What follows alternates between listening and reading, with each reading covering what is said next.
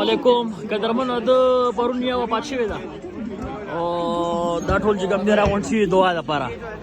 دا خیرات یې هم راکړو ته پوه شوې او هغلته خیرات پروت دی اوس چې کوم دی دعا ده د دې سړي نیا وفات شوې پرون یې د خیر سره کوم دی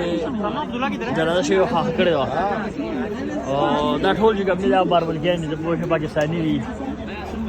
افغانستان والے دي مختلف ملکونو والے دي او دا چې کوم دی د خیر سره اوس به دعا کېږي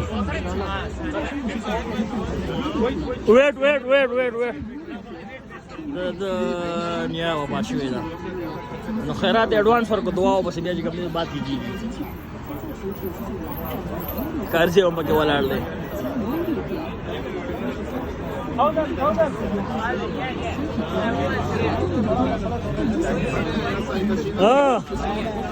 اسامه